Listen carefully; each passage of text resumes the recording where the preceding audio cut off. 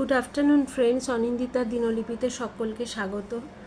আজকে সেই খেরোর খাতা থেকে আবার একটা লেখা যেটা হঠাৎ চোখে পড়লো, সেটা একটু তোমাদেরকে শোনাতে ইচ্ছা করছে। অনেক দিন আগে আমি আসলে এরকমভাবে লিখতাম বা লিখি যে ধরো কোনো একটা বিষয় আমাকে খুব ভাবাচ্ছে, সেই জিনিসটা আমি খাতায় লিপিবদ্ধ করে রাখি। এটা তোমরা জানো, আমি আগেই বলেছি। সেই রকমই এই যে চারিদিকে মানুষে যারা পথের শিশু বলো বা যারা খেতে পায় না, দিন আনা দিন খাওয়া মানুষ, হয়তো অর্ধেক দিন না খেয়ে থাকে, তাদের মনের বা তাদের কি অবস্থা হয়, তারা কী রকমভাবে কাটায়, এটা ভেবে তখন সেই দিনটা মনটা খুব ডুকরে উঠেছিল। ভেবেছিলাম যে কিছুই তো করতে পারি না ওদের জন্য, কি ভাবছে ওরা, কি করে ওরা, কিভাবে থাকে ওরা। সেই হিসেবেই একটুখানি লিখেছিলাম, জানি না কেমন লাগবে। নাম দিয়েছিলাম জঠর জ্বালা, খিদে আর কি। প্রকৃত জঠর জ্বালা কি ভগবানের করুণায় তা কখনো অনুভব করিনি। দেখো চারিদিকে চেয়ে, খিদের জ্বালায় হাহাকার করছে হাজার হাজার ছেলে মেয়ে। প্রকৃতি নিজের বুকে তাদের দিয়েছে আশ্রয়, কিন্তু অনলের দাবি মেটাতে আর দুবেলা অন্ন জোটাতে দেয়নি কোনো সাশ্রয়।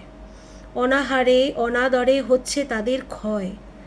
প্রাণ দিয়েছ ঈশ্বর, প্রাণ বাঁচাতে দাওনি কোনো রসদ। এভাবে বাঁচার কি আছে প্রভু তোমার কাছে কোনো উত্তর?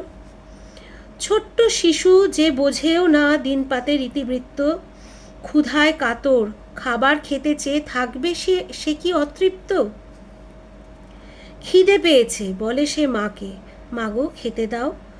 দু চোখ বেয়ে অশ্রু বহে ফেলিয়ে শিশুটির পানে মায়ের দু চোখ চেয়ে থাকে। ডুকরে কেঁদে ওঠে মায়ের বুক, হা ঈশ্বর, সব দেখে শুনেও বন্ধ করে রাখতে হবে মুখ। বড় ছোট ওরা, অবোধ বটে, বোঝাবো কিভাবে, কি করে অনাহারে দিন কাটে? শিশু আবারও বলে ওঠে, ও মা খেতে দাও কিছু। মা মুখ লুকিয়ে অশ্রু বহায় করে মাথা নিচু। এতক্ষণ শিশুটি খেলছিল আপন মনে।